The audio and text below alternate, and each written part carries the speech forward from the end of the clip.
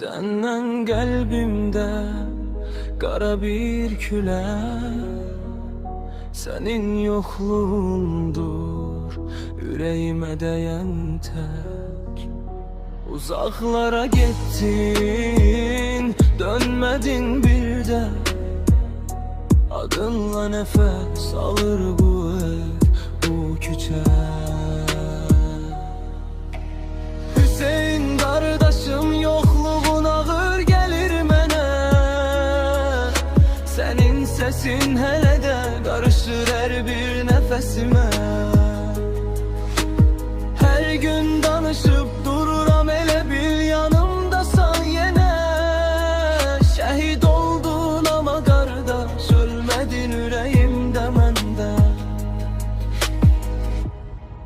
Şəhid adı yazılıb tale kitabına, özün düşüb hər yerin bir parçasına. Ananın gözündə yaşın izi var, səninlə fəxr edir bu ev, bu diyar. Hüseyin qardaşım, yoxluğun ağır gəlir mənə,